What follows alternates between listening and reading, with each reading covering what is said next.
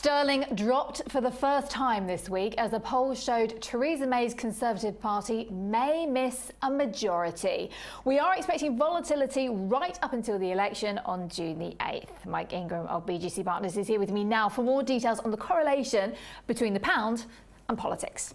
Hello to you. Hi. Good morning. Good morning. So let's get stuck in because I know that we've got some charts to talk through because the correlation, as I say, between the two, that's what we're going to really home in on. Yes, I've been crunching out some and charting some fundamentals, Excellent. as is my want. Good. And I think I've come to some interesting insights on Okay, let's sterling. get to it. Yeah, Yes. the first one.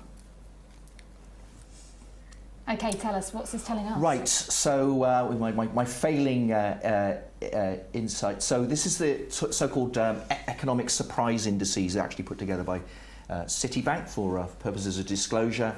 And what I've looked at is the extent to which the UK economy has been surprising to the upside against a trade-weighted basket of its peers. So if everybody's surprising on the upside to the same extent, it's flat. And what we see here is there's been very little correlation between the outperformance of the UK economy and broad trade-weighted sterling. In fact, if you trade on the back of the, well, better UK numbers out, I'll buy sterling on the back of that. It's got to be good for the pound. It would have sent you the wrong way pretty much every single time. And so, generally speaking, we've seen the UK significantly outperform, certainly for the first 6 months after the referendum, really fallen off a cliff the last couple of months.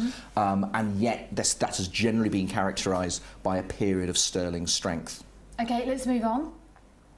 What else do we look at when we're judging sterling's performance? Well, again, I mean, I've looked at this broad weighting sterling index again, so that black line is the same as in the previous slide, but this time I've looked at something which should be a bit more forward-looking. So I looked at the difference in interest rates, the interest rate differential between the UK, or that implied by the market prices, 2 years forward, and again, a trade-weighted basket of our peers, the US, Japan, China, etc.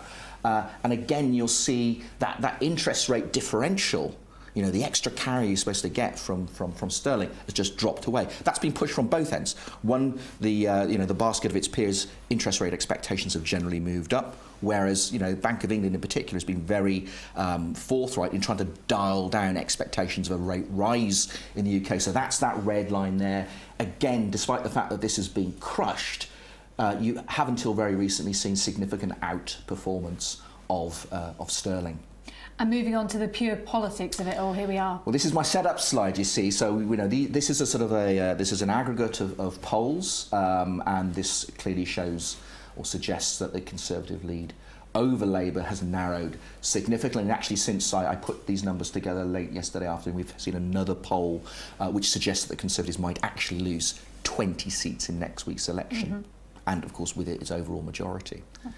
What I thought was interesting, if you take that Conservative lead over Labour, chart that, if we look at the next slide, hey presto, yeah, surprised even me actually.